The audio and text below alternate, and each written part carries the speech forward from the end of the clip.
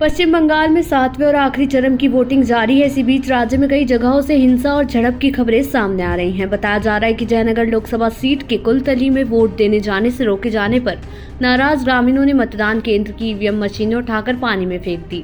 घटना की सूचना मिलते ही पुलिस मौके पर पहुंची। हालांकि घटनास्थल पर जाते हुए पुलिस की टीम को रास्ते में ही रोक लिया गया। वहीं पुलिस टीम का कहना है कि बीच सड़क पर पेड़ की टहनियां फेंककर गाड़ी को बीच में रोक दिया गया। वहीं इस मामले के बाद पार्टियों ने एक दूसरे पर निशाना साधना भी शुरू कर दिया है, जिसके चलते बीजेपी प्रत्याशी अशोक कंडारी ने आरोप लगाया कि विपक्ष जानबूझकर एजेंटों को बैठने नहीं दे रही है। साथ ही उन्होंने चुनाव आयोग के केंद्रीय बलों पर भी उंगली उठाई। बीजेपी ने दावा किया है कि सुबह से ही पार्टी के कार्यकर्ताओं को बैठने नहीं दिया जा रहा है। उनके साथ इतनी मारपीट करी गई कि अब वो काफी गंभीर हालत में हैं और उठ भी नहीं पा रहे हैं। पुलिस ने मौके पर पहुंचकर भी कुछ नहीं किया। साथ ही ग्रामीणों ने भी तृणमूल पर आरोप लगाते हुए कहा कि पार्टी के बदमाश उन्हें वोट देने से रोक रहे हैं। बताया जा रहा है कि इस पूरी झड़प के दौरान एक बीजेपी कार्यकर्ता घायल भी हो गया है।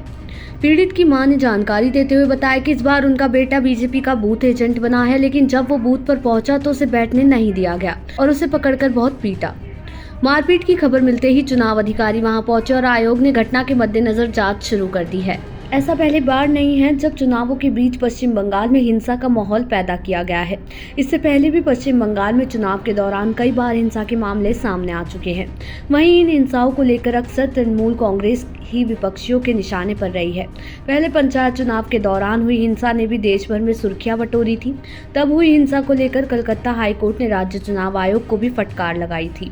आपको बता दें कि 1 जून को सुबह 7 बजे मतदान होना था, लेकिन मेरीगंज जोन 2 के बूथ 40 और 41 पर मतदान में बाधा पैदा की गई। बाद में वैकल्पिक ईवीएम लाकर वहां वोटिंग शुरू की गई। जानकारी है कि पंचायत चुनाव में राज्य में कई जगहों पर ऐसा हिंसा का नजारा देखने को मिला था। वहीं रिपोर्ट्स के मुताबिक मीडिया से बात करते हुए गांव के बीजेपी प्रत्याशी ने कहा कि गांव की महिलाएं 40 और 41 बूथ पर एजेंटों को बैठने से रोकने पर इकट्ठा हो गई। उनकी मांग थी कि उन्हें क्लेम एजेंटों को वहां बैठने की अनुमति दी जाए, लेकिन सत्ता पक्ष ने इस पर रोक लगा दी। वो बीजेपी एजेंटों को वहां बैठने नहीं देना चाहती थी, इसलिए वहां मौजूद सारी महिलाओं ने मिलकर ईवीएम मशीन को पानी में फेंक दिया।